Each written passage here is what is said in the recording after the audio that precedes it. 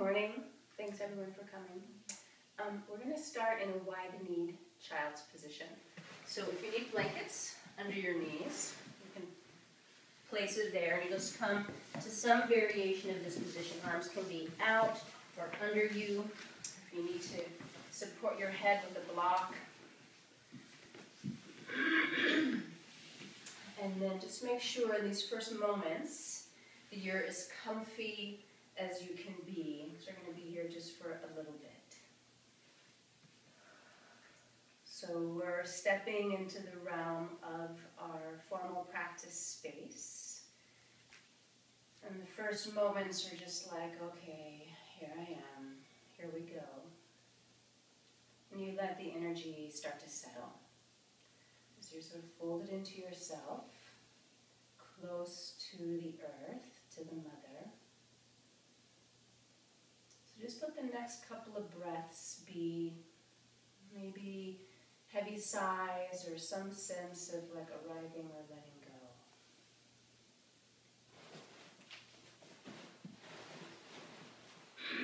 And while you're there, I just want to plant a couple of seeds, 4 seeds exactly, to help you cultivate the sanctity of the practice space. Just like planting little seeds for you to let land on your subtle body.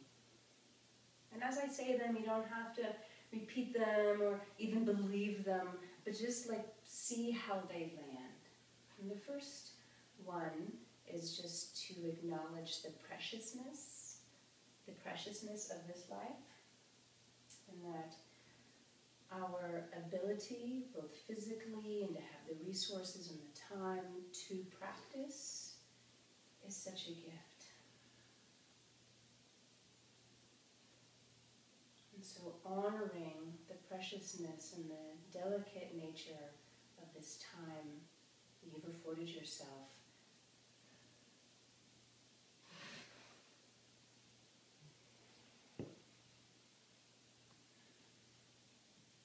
And secondly, that it's temporary. We could lose the physical ability or the resources at any time. Like life is temporary. In a flash, your whole world can completely be turned upside down. Everybody we know will die, including ourselves. We don't know the exact time, but it's still pretty much 100% mortality rate, 1 per person. So not to be too much of a bummer, but just to recognize the delicate temporality of this life, asking ourselves, what's most important? What do I value in light of the fact that nothing lasts forever?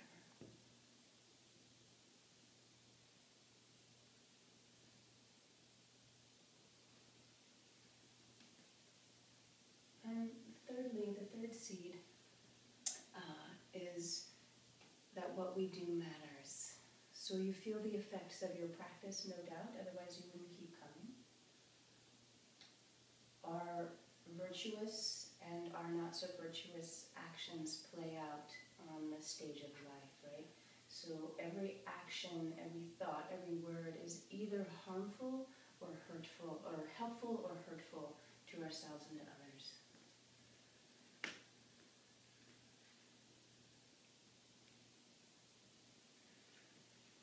And recognizing that, how do we choose to move through the world?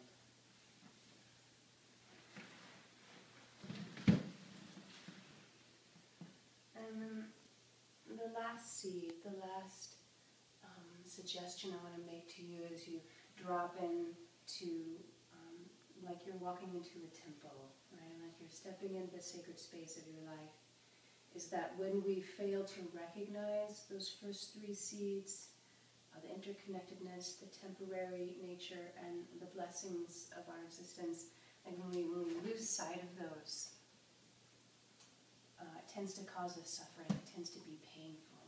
When we cling to things that we know ultimately will go away, or when we don't treat others kindly. when we fail to recognize our supports in this life, like we feel sadness and pain around that. So when we don't turn towards these blessings, we cut ourselves off from our inner resources. So from here, go ahead and use your hands to draw yourself up. At this stage, if you want to put a block or two under your sit bones, you could either keep your knees apart or draw them together.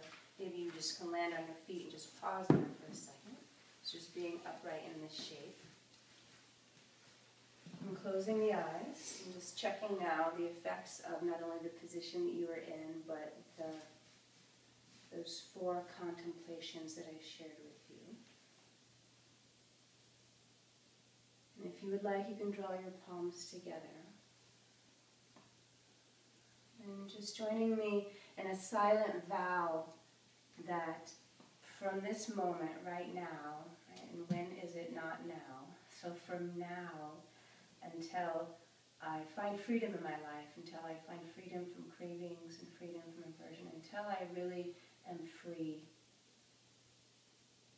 may I look to these teachings and look to the great minds that have offered these teachings, including my own, including the inner knowing, right? And may I look to those who gather in support of these teachings to find refuge, right? So until I'm free, can I just surround myself with the great space of awareness of the teachings that point to that awareness, and to those who travel in awareness.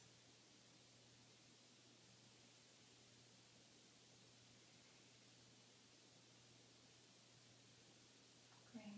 And then the hands rest on the lap. Make sure you're supported here. We're just going to take another minute or two sitting upright to sort of hone the breath and cultivate a particular kind of energetic around the breath. So I like the vibe of the class to stay pretty earthy, pretty cool. And here in New England, you've got this amazing underground, warm, bubbling springs network that just pervades the land. So like as if you were just perched on top of a warm, bubbling spring, right? And you could feel the energy from the earth, the prana or the chi, earth chi, sort of gathering up from below. So when you inhale, imagine that your inhalation could come up through the pelvic floor and you're drawing on that earthy, watery source, right? So you inhale, let it sort of gather there. And with the exhale, it goes right back down out the pelvic floor, and there's like this storing of the chi. So the inhale, you gather, and with the exhale, you store. So it's not like you're breathing it back out. You're sort of sustaining the energy even as the breath goes out. So let the tongue be soft, let the throat be soft, and let the breath be drawing it out like maybe it's 3 beats, 4 beats, 6 beats. However long you can comfortably sustain the breath, but go ahead and balance the in-breath to the out-breath. Let them sort of be matched.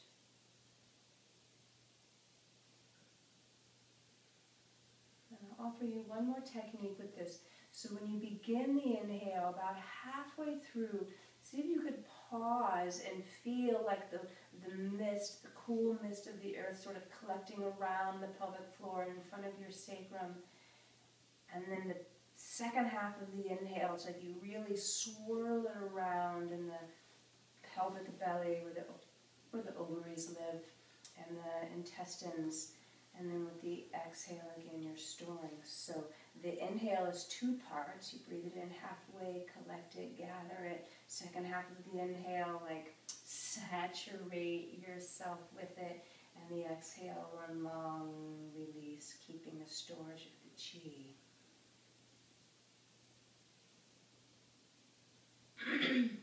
And with the exhale, there's sort of this hollowing action of the belly. You feel the abdomen sort of hollow, way down in the pit of the low belly.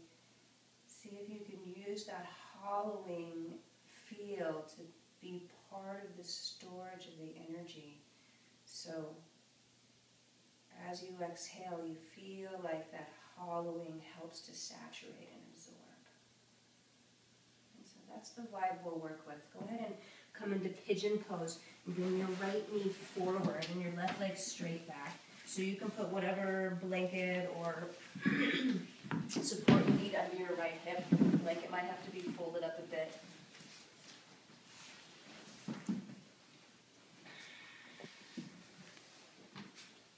And you'll drape your torso over your right leg.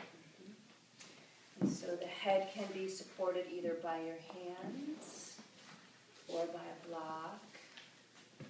Or if it doesn't strain the neck too much, you could hold your head up in space.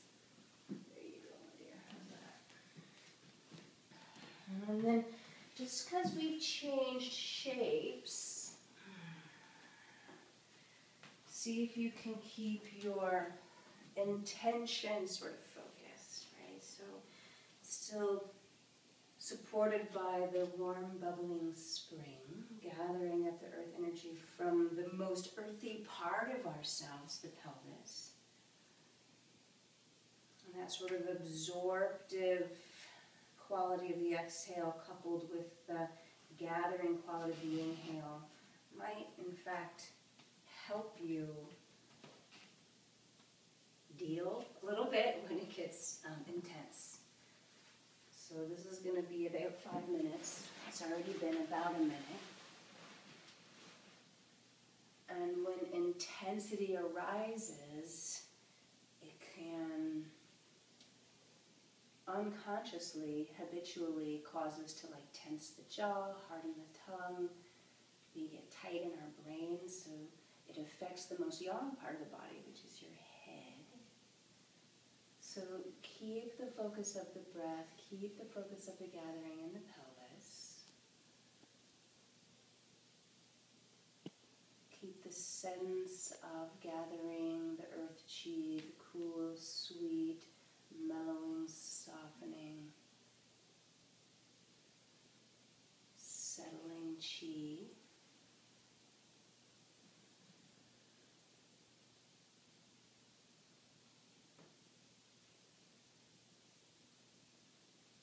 And this intention to keep the breath settled and to stay aware of it and to keep awareness of the body and how it's occupying space and what muscles are firing. This is actually the first foundation of mindfulness and the Buddha Dharma.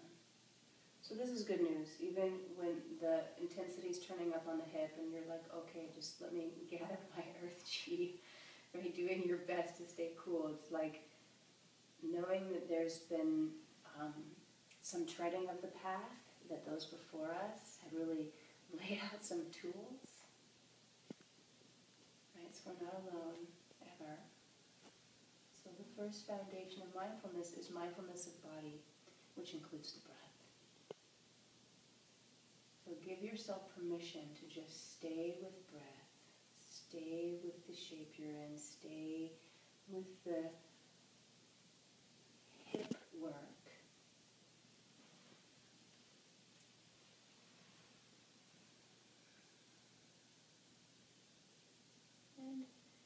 And it might be that you really hone in on the sensation. You pour the breath right into it.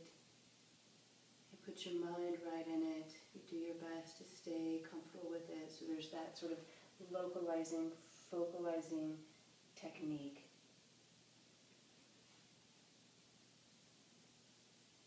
Does the sensation have a color or texture or shape or a vibration?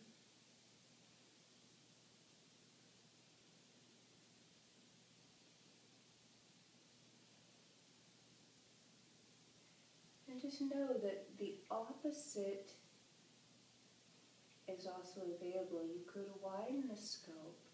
You could sort of pan out and let that sensation of the hips be there, but you've got big mind, big body perspective. It's like, oh, I'm draped here, the breath is sweet, I'm gathering the earth chi, like where you place the mindfulness of the body can be cultivated to create more or less ease. It's a choice.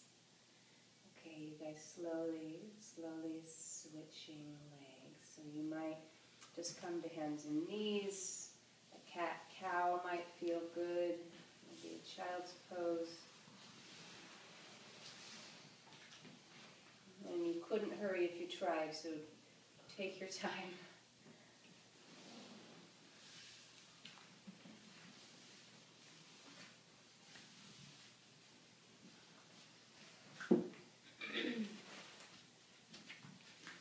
And see about getting the hips pretty square. Your hips were more square on the first side, Anne, so is this hip tighter?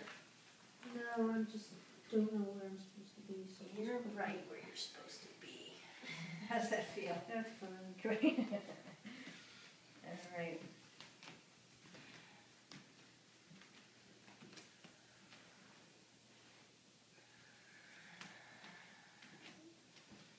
So then there's the capacity to tell ourselves a whole different story, because now there's a new hip, and each body part has its own history, right? Well, I'm going to encourage you before you go into the story. It's so quick to explain, to justify, to put some sort of labels or reason behind, right? Before you even go too far down that road, first the breath. How's the gathering and the storing of the earth energy supporting you?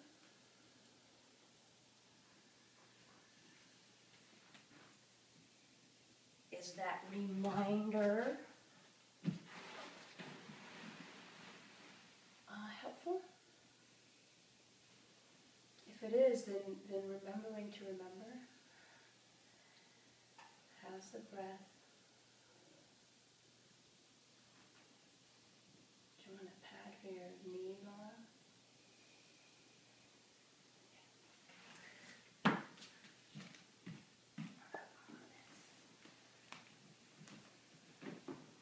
You're welcome.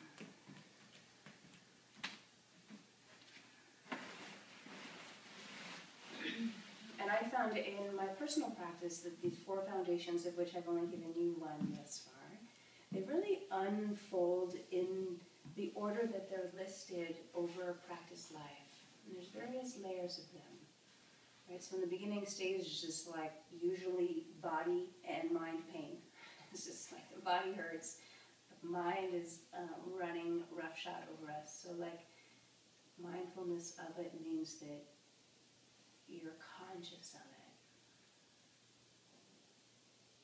You're conscious of the body speaking to you, giving you information, giving you feedback.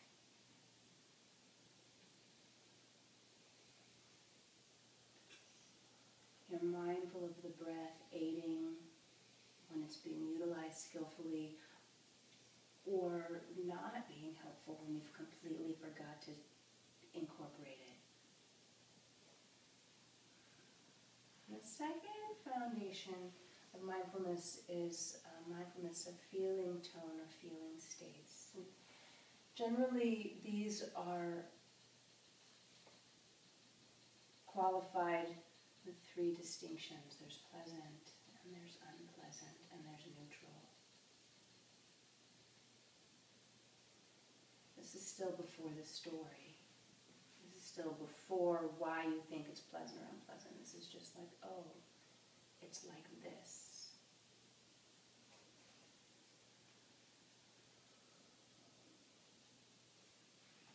And in the yin practice, initially, pleasant is oh, that was a nice stretch. And the nature of the qualities of yin, settling, disintegrating, that can be not always so pleasant. Sort of coming apart at the seams.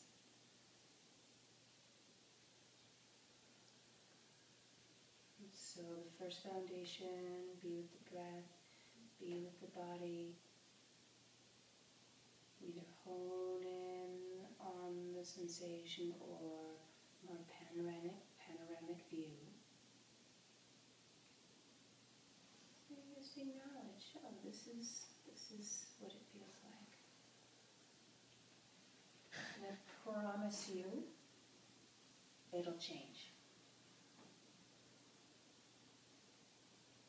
The second contemplation, that second seed I offered you in our first position, temporariness is a truth.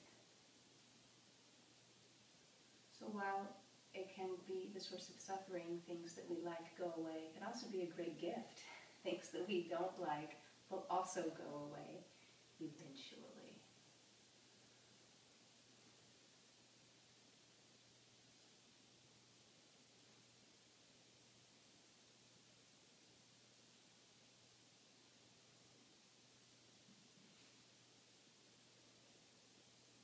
And so 5 more breaths, just like this.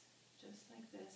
Use your warm, bubbling spring earth energy right up through the pelvic floor. Gather it, store it, and gather some more because it's infinite.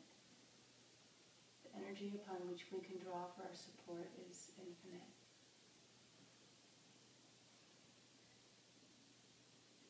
And after your 5th breath, you can bring yourself into the Sphinx position, which is his belly down. So we'll start to meet there. Elbows are right under your shoulders. This is the basic shape. Now you've got a few options. If you're tender in your low back and you want less of a back bend, you can put folded blanket under your pelvis. If you've got luxurious amount of freedom in your spine, you could make the elbows higher for more of a back bend. So bring your elbows more forward, Cheryl.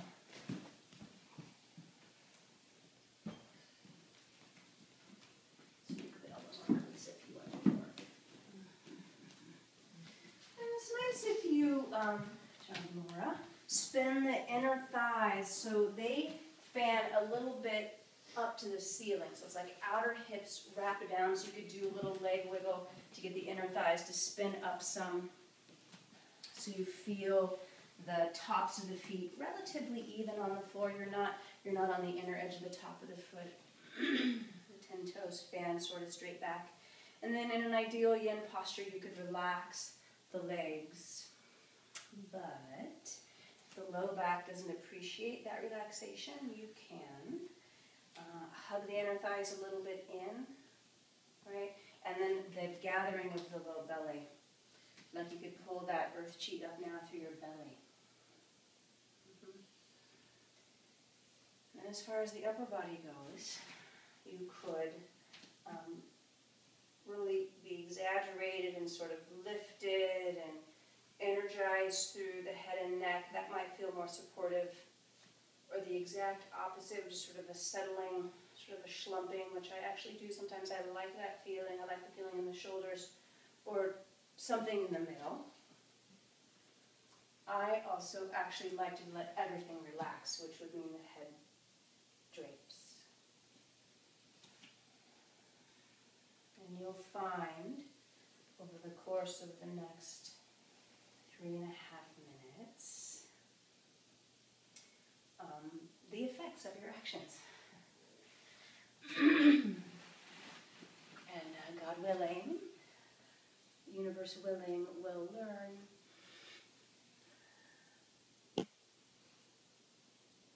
So the third foundation of mindfulness is mindfulness of the mind, or thoughts, or commentary, which there seems to be an endless stream.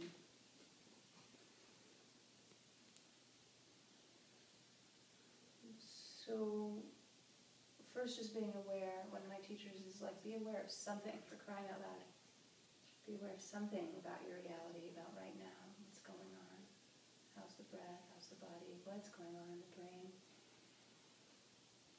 So if we can settle the mind with the first 2 foundations, get the mind to have a little more space, a little less commentary, and then it's easier to be aware of the turnings of it, and whether they're helpful or harmful or neutral. Especially when things get intense, right? The mind can tell us a story. So if you're feeling sensation in the back, no doubt you are, feel it, right? Be with it. Don't wish it away. If it feels searing and sharp and terribly unsafe, you can come out. My guess is that it's just unpleasant. So with the help of the breath, see if you can generate a chi field or energy source around the sensation in a way that's clearing, cleansing, and helpful.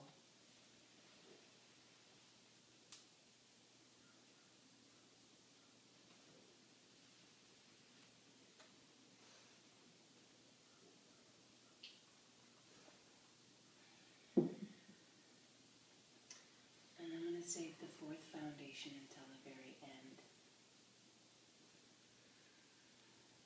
So 3 more unhurried, healing, chi-filled breaths.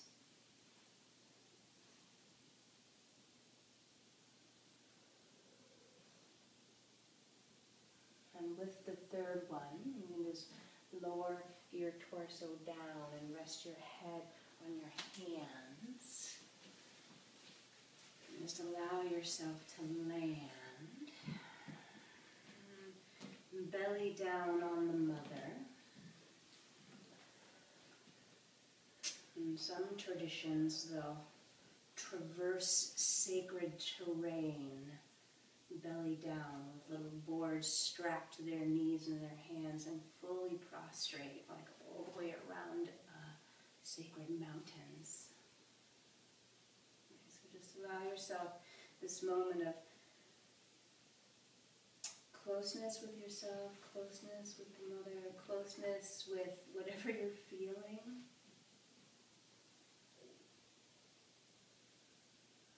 And when you feel ready, go ahead and make your way into downward facing dog. So you probably clear your blanket off. So starting from hands and knees, tuck your toes under. Doing a couple of cat-cows feels like a good idea for your spine. Go right ahead. And then you'll tuck the toes, push the legs straight. So Laura, I know that you might need to come in and out. That's fine. You could come back to cat-cow.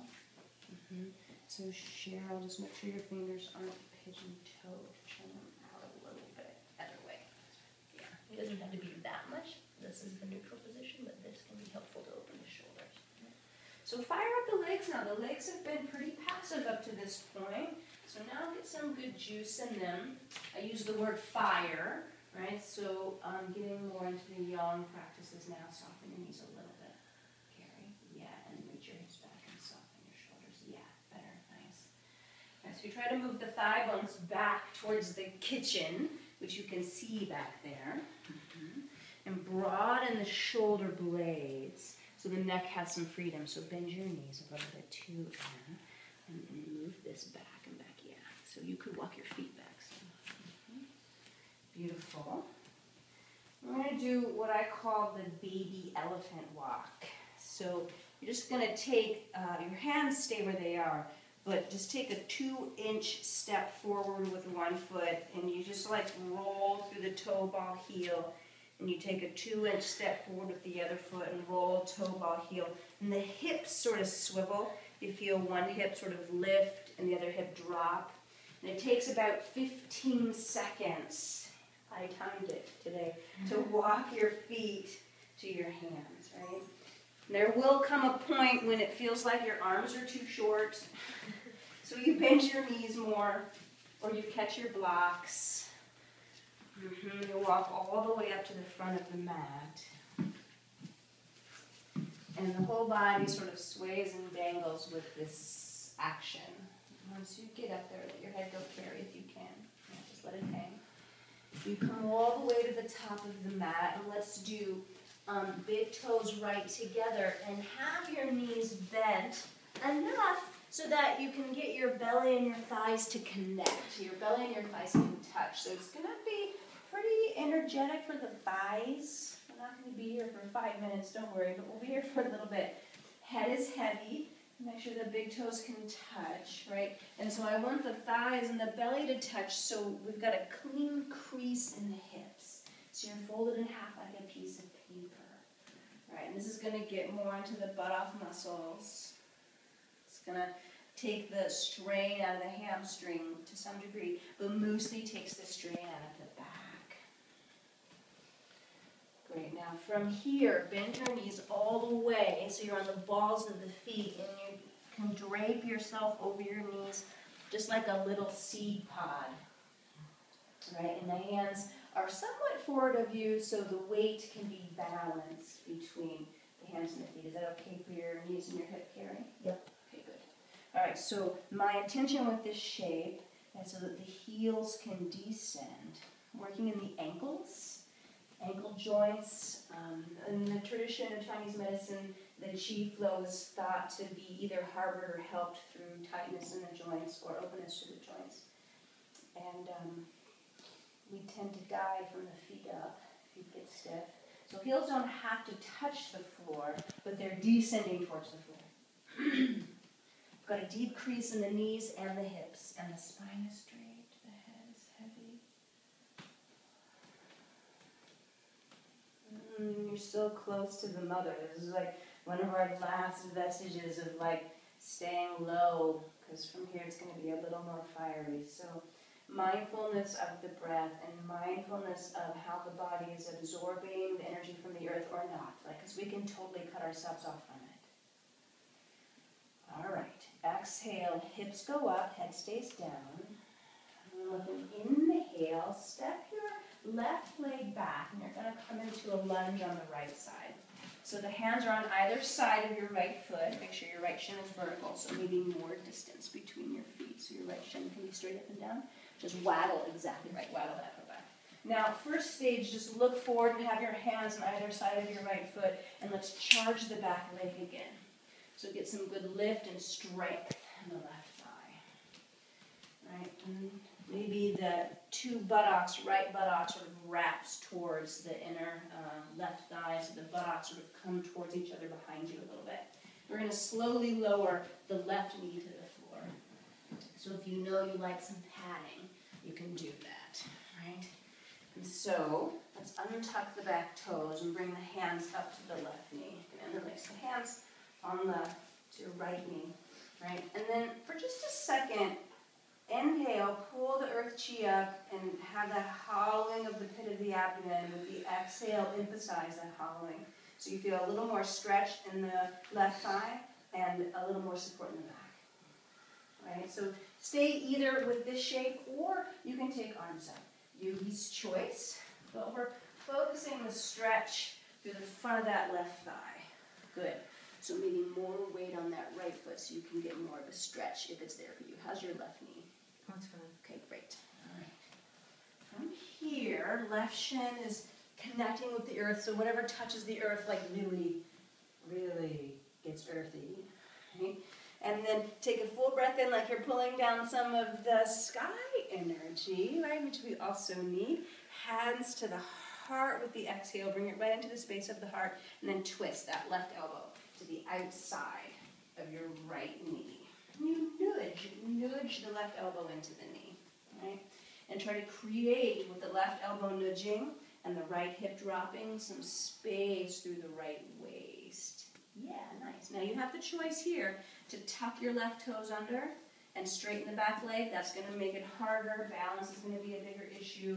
So if it doesn't feel like it's going to be safe or terribly available, then just, like, you got plenty going on. Make sure the tongue is soft and you can swallow. Take one more breath. And then you'll bring your hands down and step back either to the down dog, or you could do hands and knees and do a little cat-cow if you'd like, or you can do child's pose. You always have that option.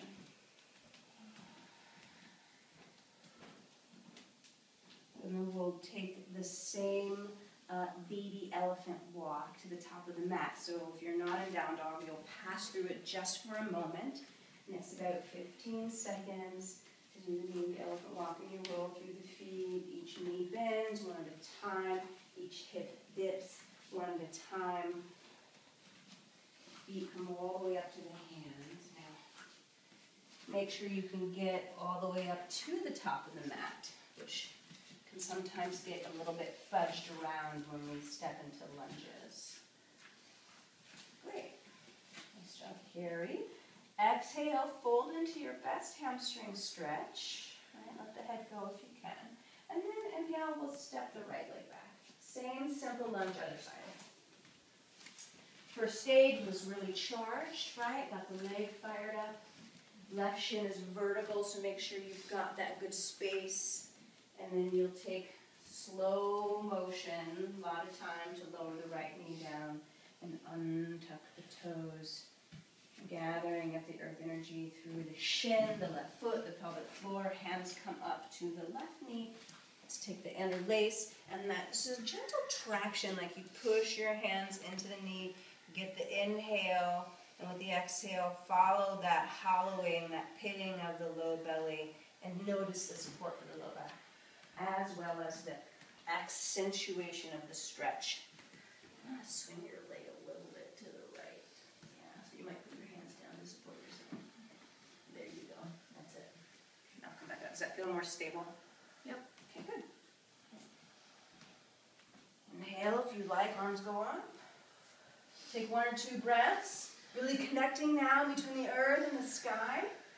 Right? And as you're ready, when it feels right, your shin's not vertical. You'll bring the hands through prayer, drawing that energy down into the heart, into a twist. Right elbow. Hooks to the outside. Now that gathering in the low belly is going to be helpful here to not only stabilize your lunge, but stabilize the twist and integrate the twist. Right? So watch the tendency for the weight to bail to the right. So yeah, that's it, Laura. Good. And you stretch along the left side. Make sure the tongue is soft and the brain is not getting hot. If you straighten the back leg on the first side, now's the time to straighten it on the second side. The back legs are so much of the power, so much of the fire, and the twist is watery. With an exhale, bring your hands down. You step back, either to the dog or to the hands and knees, or to the child's pose. Something that gives you the reconnection back, right? As things start to heat up, don't lose the grounding. Don't just flit off into the heat of the fire. And then we'll take our baby elephant walk back up to the top of the mat. And the suggestion before, when I was talking about the 4 foundations of mindfulness, and I suggested that they're sort of cumulative over time, all this stuff is. So even in this 1-hour practice, each time you come back to say the baby elephant walk, it's like, how has it changed? How is it different? How am I approaching it now, both physically and mentally? Inhale, look forward, and we'll step again the left leg back. And then you're going to turn your whole body, 10 toes, torso over to the left, so you're facing that left side of your mat. Walk your hands around in between your feet. Drop that left heel, 10 toes square off, now to the bookshelf wall. So you're in a wide-legged position. Make sure the toes are straight ahead, and your hands are just like under your shoulders. The head can hang if you like. And have a little lift to the kneecaps so the thighs are fired up. And we're just going to keep straight legs and then just slide the pelvis right and left. Doesn't have to be a fast movement. In fact, you might find little juicy tidbits in there, inner thigh work, that will encourage you to savor the movement a little bit. So stay with straight legs So you could, as suggested before, lift the kneecaps a little bit and just slide the pelvis right and left. It's a place of really hug in as you do the action, and more of that for you. Great. Bend the knees, look forward, inhale. Try to press the outer heels a little bit more firmly down. Move the heart forward. It might help to move the hands forward, right? And then with an exhale, straighten the legs and fold forward into your hamstring stretch here. Great, nice. Have some firmness in the thighs. And then bring the gaze up just a little bit and go ahead and slide the hips to the left and pivot that whole right leg, turn it out. Turn all 5 right toes to point to my mat in the front of the room. And then come back to that sliding of the hips, right and left. It's very different now that right leg is turned out. Keep your torso where it was, like your hands didn't move, your torso didn't move. Make sure that leg is turned out all the way. So those right toes point due right. So point them right towards Jackson. That's it, good. Now keep your hands right where they are. We're going to bend that right knee so the knee goes over the heel. Don't bring the torso to the right. Keep the torso right where it was. So it's this sort of like martial artsy lungey thing. Show your stance getting a little wide. I would narrow it up. Now, from here, find a big cat pose. It's like the sit bones tuck. The low belly gathers and lifts, and the kidneys behind you get really full, and you feel how strong you are and integrated in the abdomen. Use that low belly lift to bring the torso up. Bring your hands right on your low belly. So you're in Virabhadrasana 2. Right? The back toes, the left toes might have a little turn in. If your stance is wide, you have to narrow it. Your little wide end. Great. So we'll keep the hands on the low belly as our reminder of our little warm, bubbling spring. Keep your left hand there and take the right arm straight up. Let the right arm reach up and up so much that you start to get a little bit more length there on the right side without coming out of the lunge. Call this reverse warrior. Now, I know the legs are talking to you. That's fine. What else is there? It's just thigh work. It's not a big deal. Make sure you can swallow. Keep your breath soft. And then with an exhale, sweep that right arm way into the backyard. And then you can put elbow on the knee and bring that right hand to the belly. And then slice the left arm all the way overhead. So while we're getting a little more fiery with the body, incorporating more of the arms, you can still keep touching that very earthy space in the abdomen. Keep the breath gathering there. Soft shoulder if you can. And then that's it, beautiful. Keep soft, slow, sweet connection to the abdomen and the breath. Great. Looking down, bring the hands down. Turn your right toes back to neutral. Come back to the middle. Dangle there for a second. Check the foundations. How's the breath? How's the body? What's the mind up to? Is it telling you stories of how much you hate it or love it? We're in it, right? So be with the breath. Be with what's happening. Stay away from the story. Slide the hips right and left. Next time the hips slide to the right, turn that whole left leg out, but don't move the torso. Torso stays right where it was. Just turn the left leg. Make sure you still have your heels lined up. And some of you got too wide on the first side, so make sure you're not getting too wide. That would apply to you in this moment, Laura. Yep, good. Now hips move right and left. Make sure left leg is turned all the way out, so even more. Right? And then go ahead. Next time hips slide to the left, bend the knee. Bend it so the shin is vertical. Right? And you can see it. You can look there. You can see, what the heck? What's he doing? Right? And then make the right thigh quite firm. And then big cat pose. Like you could grow a big tap root straight down from your tail. Both sit bones straight down into the middle of the earth. Use the earth chi gathering of the belly to roll the torso up. Bring your hands to your low belly. Virabhadrasana 2, Warrior 2. On side, your second side. Turn those right toes in just a touch. Right. And it's nice if the hips can be square, so there's some intention of pulling that outer right hip in. So while you were too wide on the first side, and now you're too narrow. No, you'll find your middle way in time. Let's keep the right hand there and take the left arm straight up. See if you can feel the outer edge of that left foot in the earth. Turn this foot a little bit in. And then reach so much with the left arm. Reach up and up and up. The left side starts to lengthen, but you don't lose the weightedness in the left hip or thigh. Super strong right thigh. Full breath. And then with an exhale, just reach it through the left side of the room, elbow to the knee, belly and hand meet on the left side. And you can slide the right arm all the way through the space. And now lengthen that side that you were just compressing. So this is the embodiment of the sort of expansion, contraction, touching and letting go, cultivating and then releasing. Soft through the shoulder, strong through the arm. Soft tongue, soft face. Look down, bring the right hand down. Walk your torso back around to the middle. Take a pause in the middle, bend your knees.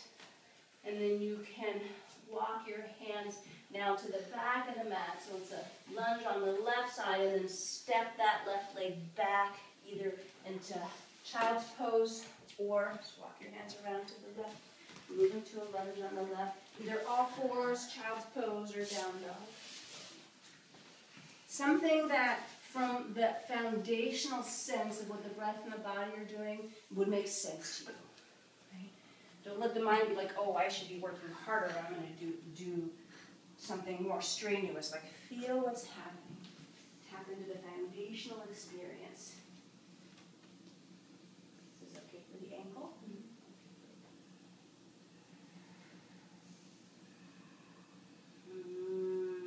Feel the heart rate slow. Now closer to the earth, a little more cool.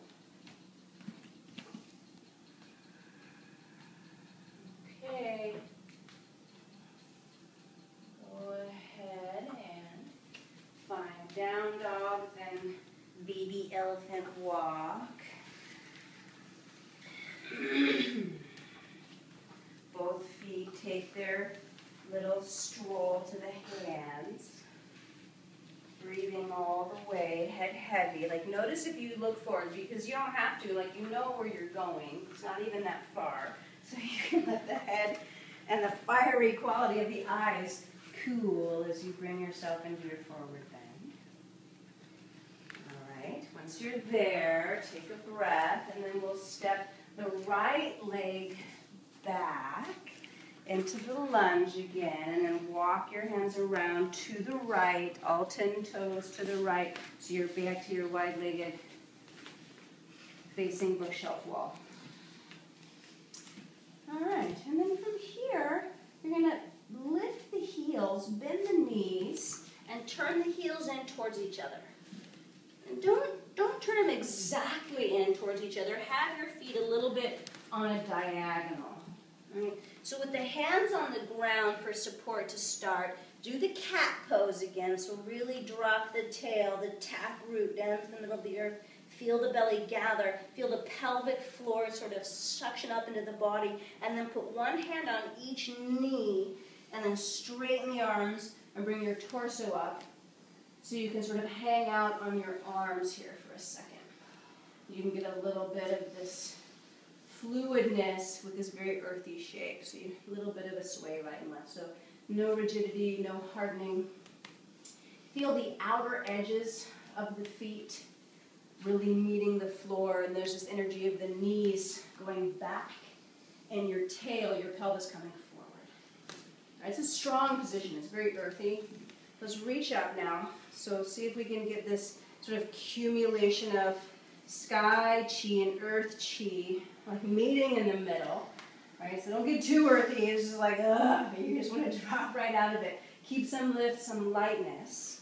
Soften the tongue, soften the breath, right? Then we'll go wide, totally wide, like spacious, open, inclusive. I know it's intense. Tuck the tail somewhat so the buttocks slide down to the earth. And the last place for the hands is right at the low belly. Just reminded of our low center of gravity, our earth potential to stay connected even when it's really tough. It's not the end of the world, ever. Right? Exhale, straighten your legs, turn your toes forward, fold forward, and then just dangle. See, not so bad, right? Now that it's over. It's like, oh, worked up over nothing. Walk your hands around to your right foot. Find a lunge on the right side for a sec. Step back, either to a dog or to a child, or to hands and knees. Just allow yourself to settle again. We get caught up, we get heated up, we get worked up, and we can just let go. Maybe it's too much. We can make the choice to drop it all. Thank goodness, right? What if it wasn't a choice? It's like, I have a choice. Okay, guys, come forward on to your bellies again.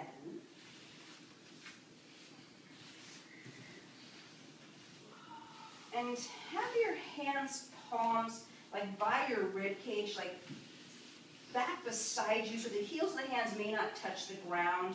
The fingers might get a little stretched, so slide them back further than they are, just a little bit. Yeah, the forehead can rest on the ground. So there's this lift in the shoulders. Hug the elbows in a little bit, right? And do that waggle of the legs so it feels like the inner thighs have spun a little bit more to the sky.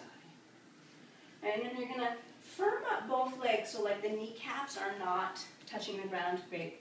And then just stretch the left leg back and up, like float it off the ground, I don't know, 4-6 inches. Reach through the big toe a little bit more to feel if the inner thigh is still turning to the sky. Great, and then lower the left leg down. Stretch it long, keep the kneecap lifted, and we'll do the same for the right. Right, and then there's a distinction that you can make.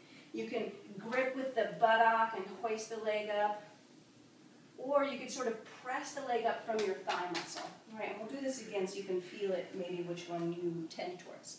Right leg lowers. Right, now come into your Sphinx pose again. So your elbows are right under your shoulders. Right? And now feel that lifting of the low belly, that sort of gathering in the pit of the abdomen, your stability, your support for your belly. Keep that. Right? Keep the legs so strong the kneecaps are off the floor. And then the left leg's going to go up again. Now feel, you're just grabbing from your buttock and hoisting it up. Is there some lift connected to the belly, to the front of the thigh? Right, lower left leg down. You guys feel the difference? Mm-hmm. Other side. So again, there's a choice. I'm not saying one is wrong or right. There's one that's more efficient. To my body anyways. Right, and lower the right leg down. I tend to vote not to squeeze the buttocks unless there's some therapeutic application. Now, forehead back down, hands in the first position, slid back, elbows hug in. Right, exhale here. Now take both legs up at the same time. Yeah, and then use this little traction of the hands now to bring your head and your chest up. Beautiful.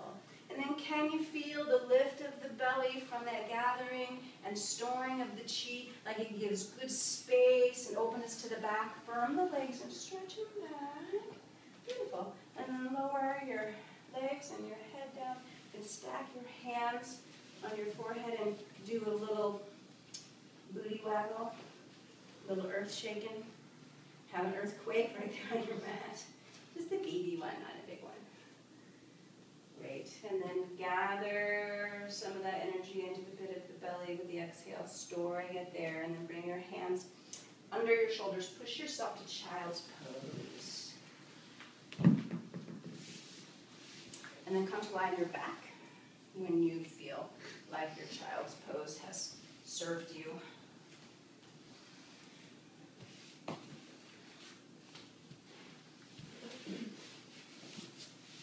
And we'll start with the knees bent and the feet on the floor. And go ahead and cross your left knee over your right knee. And you might be able to hook that foot all the way around. We did eagle pose a couple weeks ago in class, so if you can get that left foot to hook all the way behind the calf, go for it now. If it doesn't happen, don't worry about it. And we're going to do the same thing with the arms. So now the left arm is going to go underneath the right one, right across the chest. So the left arm is furthest from your face. And you intertwine the forearms and catch your palm to palm if you can. That's exactly right. Good job. Get a little bit more around there. All right. And then can you take the fingertips so they touch the floor all the way overhead? So relax a little bit. Throw noodle arms on me if you can. All right. So see if you can get those fingertips to touch the floor overhead. Right. So the right foot is on the floor and the fingertips are on the floor. Now draw the low back to the floor. And see if you can keep the low back glued to the floor. So you've made just like a little canoe in your belly to like hold, or a little pocket to hold the earth chi there. With an exhale, curl up and have your elbows and your knees touch. Touching, yep, good. Now do your best to keep the low back on the floor and go back towards your starting position. If the low back comes off the floor, don't go all the way down. Exhale, touching elbows and knees. And then inhale, opening back up again. So that's 2. We're going to do 10. So 3, yeah, good, with your breath. If the low back comes off the floor, go again, here's 4. If the low back comes off the floor, don't open up as far, right? Inhale to open, exhale 5. Good job. Inhale to open, low back on the ground, carry, exhale 6. 3 more. So you're really attentive to how far you go on your own. That's 2. So if the low back comes off the ground, you've lost the chi connection. You've lost the gathering and the storing. You've just completely let it all go. 1 more. With the 10th one, untangle the arms and legs. Have the arms out to the side. You can stretch the legs long just for a sec on the ground. Take a breath. All right, and then bend the knees, right leg on top. Cross at the knees. If that right ankle can hook behind the left, great. If not, also great. And then this time, the right arm is the furthest from your face when you cross them and intertwine the elbows. Here. This one is? Correct. You got it. Yeah. Yeah. And then fingertips touch the floor, left foot touches the floor. Take a breath in, give me noodle arms. Look at that, this side's even easier. Low back, gathering the chi in the belly, close to the floor. Exhale, touch. Elbows, knees touch. 10 of them. Maybe when your neighbor has done 10, you've only done 8. Because you're working really slowly. Not bad, not bad, not bad. And that's okay. Quality over quantity. Because if you're really having to work to keep the belly gathered and the back long, then the fewer done with more focus is equivalent to more done with less focus. Or to more done. You know what I'm saying.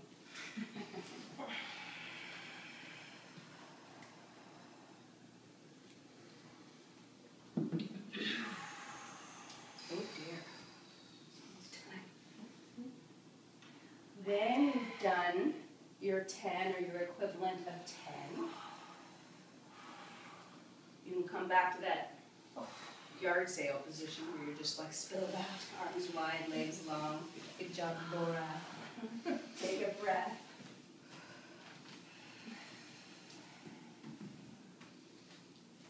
right? And not to get too comfy, arms stay wide. Go ahead and bend your knees, let them fold into your chest. Keep your knees together. Activate your feet a little bit. And with an exhale, just let your knees go to the left. And let them go as far as they can. Yep, if they don't go to the floor, you can support them. Let's just take a soft twist here. It's nice if the right shoulder can stay on the ground. Good. And breathe into the whole right side chest opening and into the spiral of the left low belly compressing. And if it feels right to your neck, you could turn your head to the right and complete the twist. If that's a little tweaky on the neck, you leave that part out. Great.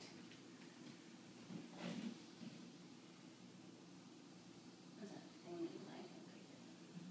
Okay. Sure.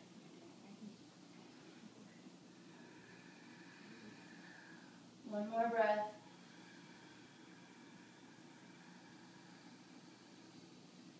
And then draw the knees back up. Pause in the middle, just like be in the middle for a sec. Knees gathered, feet active, and then exhale, knees to the right.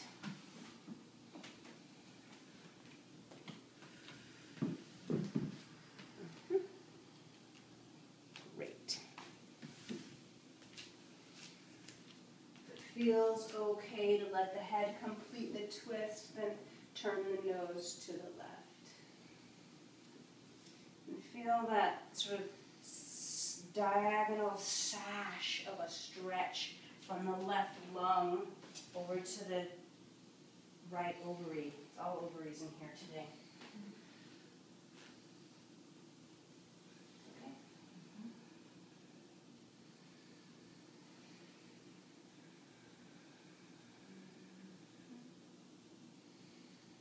Excellent. And then inhale, knees back up. Feet on the floor. Let's go hip width. Bring your arms down beside you, palms to the ground. Just do a little tuck and squiggle of the shoulder blades under you. So feet a little closer, Laura. And then feet draw towards you more for most of you. And then exhale, lengthen the low back to the ground, and inhale, send the hips up. Okay. And if it feels like you want to exhale, come down and go up again, you could do that 1 or 2 times. But then we're going to come up and we're going to stay.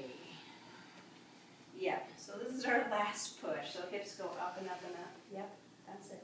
And then once you get the hips up, even more if you can interlace the hands underneath you. Yeah, exactly, just like that. Yep, and then tuck the shoulders under a little bit more. That's it. So the chest has a big lift. The back of the neck is stretched. Does that feel okay? Okay, great. Excellent. Everyone has a block near them within reach. Since we all have a block today, we're going to use the block, if you can, prop it right under the sacrum. So you might have to come onto your tippy toes to insert that guy. So it's lengthwise with the sacrum. You can see my bum. You're not like this, but like this. So it's more direct support of the sacrum. That works. Yep, good. And if it's available, you interlace the hands on the foot side of the block. And that looks like it's in your back versus your sacrum. So, yeah. Does that feel better? Yeah, great. Good. So, Carrie, I would have you catch the sides of your mat. Okay. Curl your knuckles under. And use that to, yeah. Isn't that better? Great. Okay. So,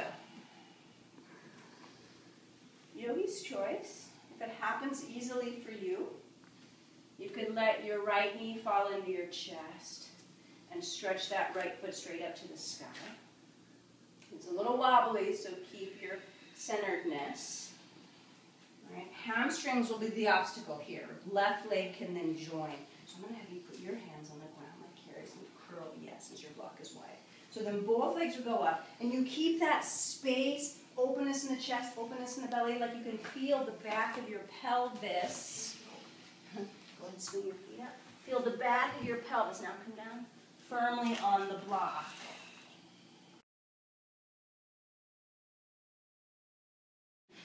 cooling inversion. The head is supported by the earth. There's no weight bearing on the head. The arms are also connected to the earth.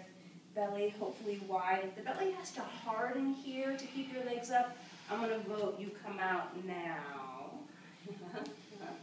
Good. And then you can pluck your block out, Cheryl, and start to find your Shavasana. And that goes for everyone. You're like, okay, I've had enough of feet over the head. Then you could bring them back to the earth, your feet. Pick the hips up, pluck the... The fourth foundation of mindfulness is mindfulness of the dharmas, or of the teachings, or of the benefits, or of the hindrances. Right? So, as you go through... Did you tell me you wanted a blanket, or did I just make that up? That's... Okay, great. Anybody else want a blanket? No? Okay. So it becomes clear why we're doing this stuff. You start to embody and have realizations around, oh, this is coming up for me as an obstacle, or oh, I'm starting to feel the benefits of doing asana, or watching my breath, or not engaging the story, right? So now here's your chance to feel the effects of your practice.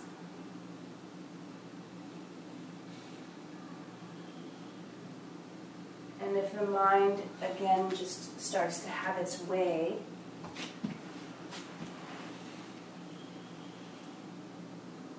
and you can return to the first foundation. Be with the breath, be with the body.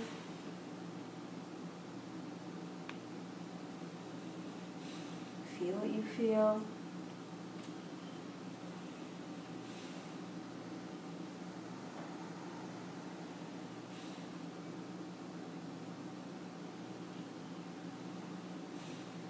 And as you feel what you feel, offer to yourself a wish of good health. Wish for yourself ease in the body, ease in the mind.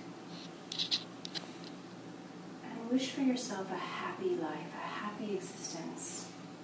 Like, picture yourself fully met by the universe, happy, all your needs met.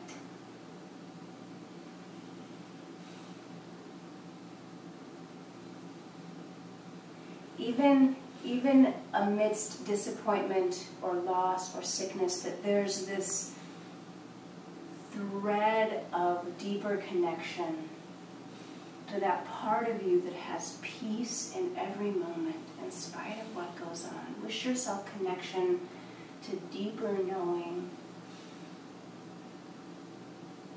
inner peace.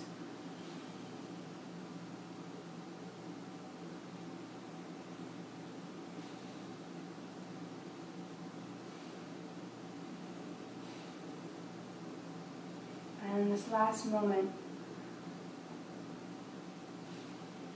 wish that that may be so for all beings.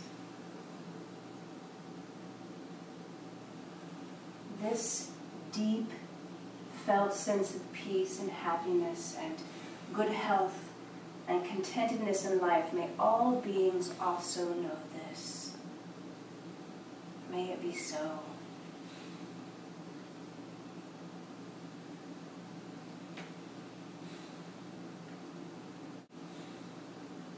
And then just deepen the breath.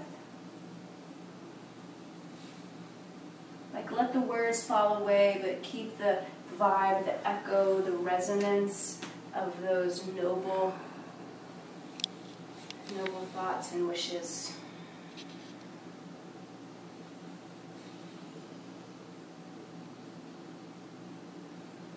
And you can bend your knees and roll to your side. Bring yourself slowly, gently up to sit. sit. Let the head trail. You just push with your hands. Swoop yourself up to sit. Thank you all for coming. Namaste.